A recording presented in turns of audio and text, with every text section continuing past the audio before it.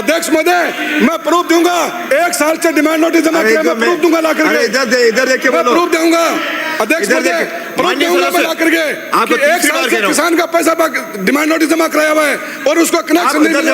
अध्यक्ष को संबोधित करके बोलो। आपसे विज्ञापित कर रहा हूं कि अध्यक्ष महोदय, आपका टाइम हो रहा है कि किसान का 1 साल से पैसा जमा है और उसको कनेक्शन नहीं दिया जा रहा है डिमांड नोटिस का। अगर आप चाहो तो मैं कल ही प्रूफ पेश कर दूंगा आपको।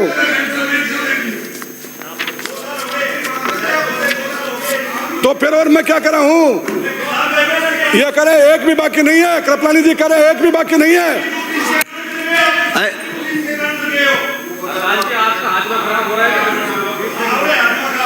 महोदय, अध्यक्ष महोदय, बिजली का ट्रांसफार्मर जल जाता है और किसान फोन करता है, लाइनमैन को कहता है या अधिकारी को फोन करता है कि मेरे ट्रांसफार्मर जल गया।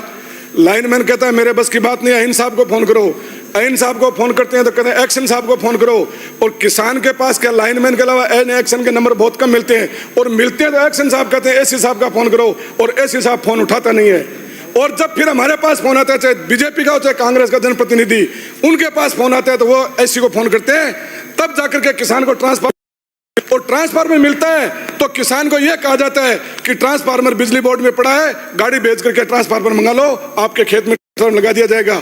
एक किसान के पास गाड़ी है, एक के पास नहीं है। सब किसानों के पास गाड़ी नहीं होती है, फिर भी उसको 2,500-3,000 हजार रुपए किराए की गाड़ी लेकर के, ट्रैक्टर लेकर के, और उस ट्रांसफार्मर के लिए उस किसान को जाना पड़ता है, तब जाकर के किसान को ट्रांसफार्मर मिलता है। तो मेरा निवेदन यही है माननीय मंत्री जी, माननीय मंत्री जी, अध्यक्ष महोदय, आपके माध्यम से मेरा निवेदन है कि किसानों की सुनो, किसानों को बिजली दो। और आप बार बार कह रहे हो, पिछले 4-6 महीने पहले क्या हालत था बिजली की कि मंत्री जी, अब तो टाइम हो गया। शिक्षा की बात करूं तो माननीय मंत्री जी बैठे हैं, अध्यक्ष महोदय, शिक्षा मंत्री जी का तो कहना ही क्या है, कुछ भी बोल जाते हैं कि माननीय सदस्य 100 दिन की कार्य योजना माननीय मंत्री जी ने बनाई कि कार्य योजना के तहत अध्यापकों के लिए एक तबादला नीति बनाएंगे, जो आज तक नहीं बनी है। वो जो बैठे हैं शिक्षक कि हमारा कभी भी हम जाके हमारा जिले में जाएंगे, हमारी तहसील में जाएंगे, वो नीति आज तक नहीं बनी। आपने कहा था 100 दिन में बना देंगे, 100 दिन में बना करके तबादला नीति को लागू कर देंगे, जो आज तक भी नहीं बनी।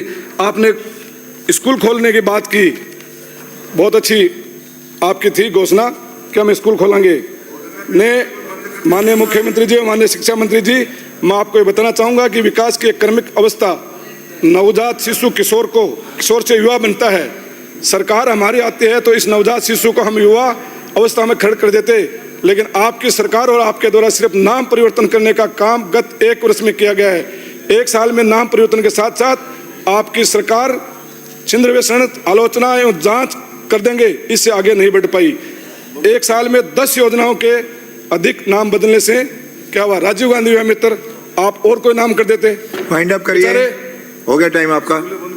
स्कूलें बंद कर दिया आपने, 450 खोलने की बात की थी कि खोलेंगे, 450 स्कूलें बंद कर दी। पीएचडी मंत्री जी बैठे हैं, पीएचडी के अंदर हालत यह है कि आज भी एक ट्यूबवेल की अगर मोटर जल जाए तो अधिकारी कहते हैं हमारे पास बजट नहीं है, मोटर कहां से लाए? पाइप लीकेज निकालने के लिए गांव के अंदर लीकेज नहीं निकली है पाइपों की। अधिकारियों को हम कहते हैं मीटिंग में, विक्रम सिंह, तो कहते हैं साहब बजट नहीं है। शुरू करिए बिराजो।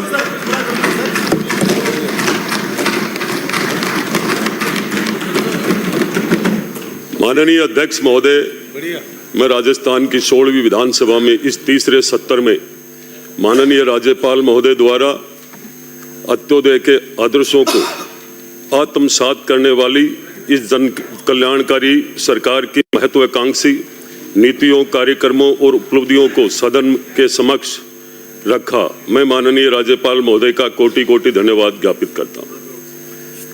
माननीय राज्यपाल महोदय द्वारा प्रस्तुत ये अभिभाषण सरकार के पिछले 1 वर्ष में प्रदेश में समाज के प्रत्येक वर्ग के कल्याण के साथ युग पुरुष पंडित दीनदयाल उपाध्याय जी के अंत्योदय के अनुसार समाज के हर तबके के अंतिम छोर पर खड़े व्यक्ति के कल्याण की भावना का पर्याय है।